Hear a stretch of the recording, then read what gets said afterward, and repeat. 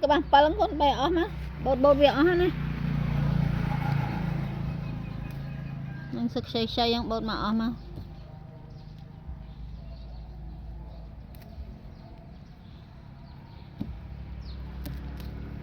mớ bột bàn mà này mớ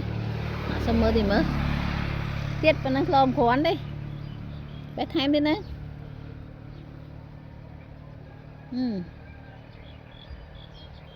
bởi vì ó con